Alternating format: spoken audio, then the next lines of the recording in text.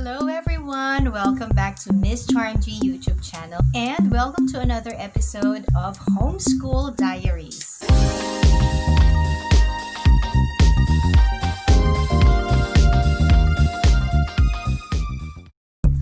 In this video, we're gonna talk about the classical education method.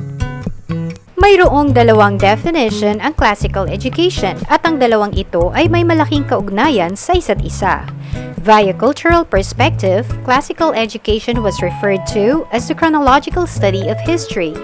The other definition is the most commonly heard of, which is the study of liberal arts. Malaki ang pagkakaugnay ng liberal arts at history dahil sa pamamagitan ng literature ay maaaring matutuhan ang kultura at pinagmulan ng sibilisasyon.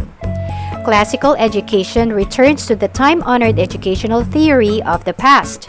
The classical method was the only educational theory in practice in Western civilization for over 2 millennia. Iisa rin ang layunin ng history at liberal arts. Ito ay ang mabigyan ng karunungan ng isang indibidwal na maging maalam, kagalang-galang at kapita-pitagan. In chronological study of history, we establish the framework of historical facts through biblical accounts and literature. These historical accounts include history of Western civilization, the ancient world, ancient Greece and Rome, Dark and Middle Ages, Renaissance, Reformation and Exploration, American history, and world history. Data including names, dates, places, events, costumes, societies, and even governments are crucial elements to inculcate virtue and wisdom in a person. Even biblical data courses through a broad spectrum in history. That's why the pattern of studying biblical accounts also highlights history as his story. His story is the story of the Lord's dealings with mankind, both individually and collectively. His story is full of drama, adventure, excitement, wisdom, tenderness, grief, and even humor, which makes Jesus a relatable figure and his life a perfect example of living in virtue and wisdom. The second definition of classical education is the study of liberal arts. In the 8th century BC, Greeks coined the term liberal arts to define those subjects or skills that were considered essential for a free person to participate in civic life. This definition also comes in handy when breaking down classical education into specific key points as subject reference. Classical education's main goal is to cultivate a passion for lifelong learning, to seek sound logic over chaos, and to focus on depth of learning over breadth. One main differentiation between classical homeschooling and the other main styles is that it separates learning into 3 stages, collectively called the trivium: grammar, logic or dialectic, and rhetoric. The stepping stones are to teach children the mechanics of language and to use their own 5 senses or grammar, use complex thoughts and analysis or logic, and finally, to instruct and persuade others with that gained wisdom or rhetoric. It seems that the concentration of classical education is within the first 3 stages of liberal arts. However, we will find that further research reveals that the stages of classical studies is not limited or confined within the scope of the trivium, because liberal arts has in fact 7 stages. These stages are grouped into 2 phases: the trivium or humanity arts and the quadrivium or scientific arts. Both phases are essential to having a worthy education. The trivium, which is the 3-path preparatory curriculum, consists of the first 3 stages of liberal arts: the grammar, logic or dialectic, and the rhetoric. These stages is according to the cognitive development of a learning child. Ang trivium ay Latin word na ang ibig sabihin ay 3 parts or 3 ways. Ang bawat daan ng trivium ay nagbibigay ng kaukulang kasangkapan upang mangasiwa sa pagpapalaganap ng kaalaman ng isang bata. Sa bahaging ito ay alamin natin kung ano-ano nga ba ang mga detalye ng bawat daan sa 3-part stage. The grammar stage. The grammar stage centers on building knowledge through comprehension of facts. Children in this stage are in primary school and are basically taught to imitate and memorize. Dorothy Sayers, the mother of Christian classical education, categorized primary school students as pre-poly and the Paul Parrot. Ages 4 to 8 years old belongs to the pre-poly category, or kinder to second grade. Children of this age range are excited to learn, and they enjoy games, stories, and songs. They are highly imaginative and creative individuals who like to copy and imitate. They have short attention span and want to taste, touch, feel, smell, and see to have a better experience of their lesson. Ages 9 to 11 belong to the Paul Parrot category, or grade 3 to grade 7. Children of this age range love new and interesting facts. They like to explain, figure things out, and talk about their discoveries in detail. They can relate their own experiences through telling stories. They are keen to collect objects of interest and start to organize thoughts and feelings at their own accord. They attain more information through projects, field trips, drills, presentations, and storytelling. Their memorizing also comes in more easily at this stage. Grammar is the foundation of all learning. It is the building block of all types of written and verbal expression. A good grammar foundation enables the learning child to move forward. That's why, to equip our children in the grammar stage, biblical passages and quality classic literature are used to introduce truth, goodness, and beauty. Literary pieces that surpasses the vocabulary level of children, when read aloud, is a good precursor to good language learning. In addition to aiding their pre-reading and reading skills, these books also help the moral development of a child. Among the excellent books you can use to start building on the knowledge, vocabulary, and character of your children are Charlotte's Web, Aesop's Fables, Arnold Lobel's Stories, Don Freeman Stories, James Herriot Stories, and other timeless stories with moral values. The knowledge of geography often fascinates a learning child.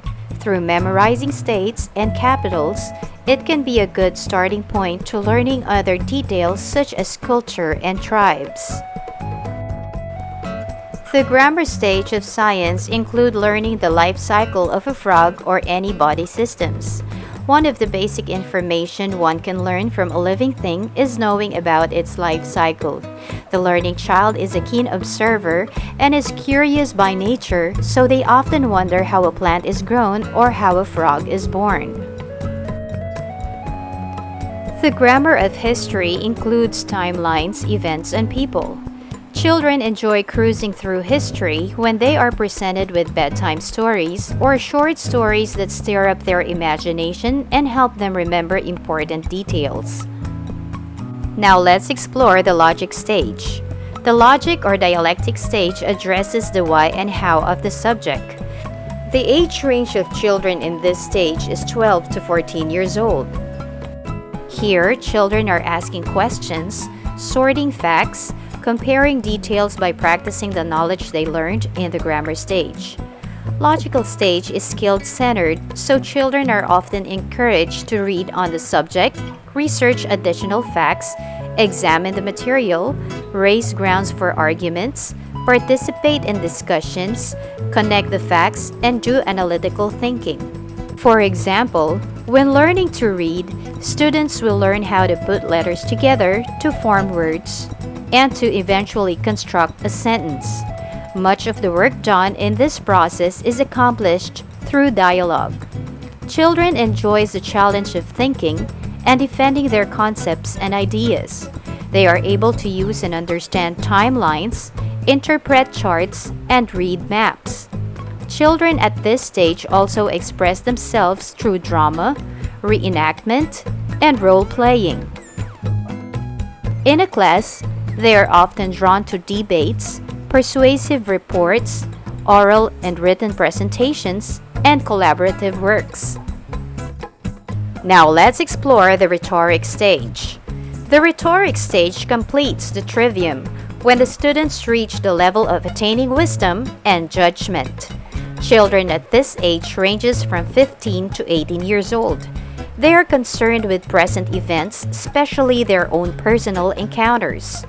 They are interested in justice and fairness and are drawn to intellectual topics. They are independent and can take on responsibilities. They are generally idealistic and desire to express their own feelings and ideas.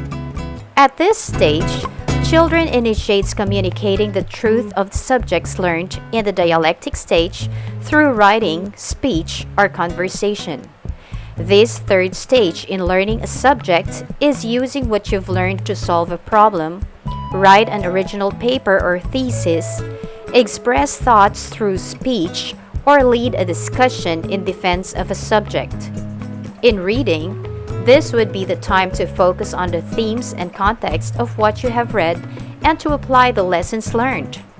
Older teens usually enjoy this process because they long to express themselves and be creative problem solvers. Learners of the rhetoric stage are more likely to indulge in drama, oratory, poetry, in-depth research, integration of disciplines, synthesis of ideas, classic literature, organizing activities, field trips, and the worldview. The four other stages of liberal arts are grouped together as the second phase, which is called the Quadrivium. Ang Quadrivium ay Latin word na ang ibig sabihin ay four ways or four paths. Hindi ito nakahiwalay sa pag-aaral ng trivium. Sa katunayan, habang nag-aaral ang isang bata ng trivium, ay nag-aaral din siya ng quadrivium ayon sa antas ng kanyang karunungan. The four stages of quadrivium consists of arithmetic or the study of numbers, geometry or the study of numbers in space, music or the study of numbers in time, and astronomy or the study of numbers in time and space. These four stages are also categorized as the scientific arts, which is regarded as the highest philosophy in understanding the universe. Ang pag-aaral nga ng quadrivium ang siyang nagpupuno sa karunungan ng isang tao upang maging ganap ang kanyang kaalaman sa pagkakaugnay ng sibilisasyon sa filosofiya ng kalawakan. Let's explore these four stages and how studying them quantifies in the spiritual and intellectual development of a learning child. Arithmetic or the study of numbers. The stage of arithmetic studies the different relationship between numbers. Every number has a specific value. This value is the perfect identity of that number. Sa murang edad pa lamang ay tinuturuan na ang isang bata na matutong magbilang. Ang bawat bilang ay may katumbas na anyo, dami at halaga. For example, the numeral 7 is represented by the figure 7, which is also represented by a quantity of 7 objects, while the number 8 is represented by the figure 8 and is also represented by a quantity of 8 objects. These numbers are different in form, figure, value, and even spelling. But however different they are still relative to each other. Their relationship to each other are communicated through operations such as addition, multiplication, subtraction, and division through a language called formula or equations. By virtue and wisdom, learning arithmetic is essential for positions of responsibility because the correct calculation of numbers lead the mind to the truth. Each specific number has one and only one value, and that value is the absolute truth. In our everyday lives, the use of numbers are most apparent. We use numbers to measure time, age, date, quantity of work, food, and even feelings. The stage of geometry. Geometry is simply defined as the study of shapes, position, and size of figures in relation to space. The study of geometry can center on memorizing numerous formulas for all kinds of problems, such as finding the area, volume, measurements, points, lines, and planes. But beyond just memorizing formulas, it is important to understand that rules and principles are applied to satisfy the value of computations. The learning child's first venture in geometry would be recognizing shapes and sizes, or differentiating lengths and heights, or even sometimes identifying the parts that make up a whole. As the child advances in age and comprehension, geometry also progresses into complex formulas and equations. The stage of music, or the study of numbers in time. You may be wondering why music is part of the quadrivium instead of the trivium. Music is very much a part of studying human arts in terms of expression and feelings. The learning child builds knowledge through music in singing and dancing. However, music is studied using scientific and mathematical principles by understanding the relationship of notes and the space in between them when creating sound patterns. By understanding the intervals by which a note can travel from one pitch to another, we can also understand rhythm, dynamics, and harmony. The fourth stage of quadrivium is astronomy, or the study of space and time.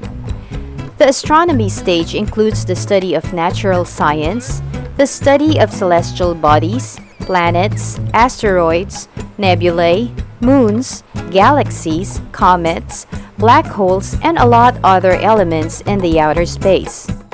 Now that you know the close relationship between studying history and liberal arts, you will surely view classical education as a complete and sophisticated method that can last you a lifetime.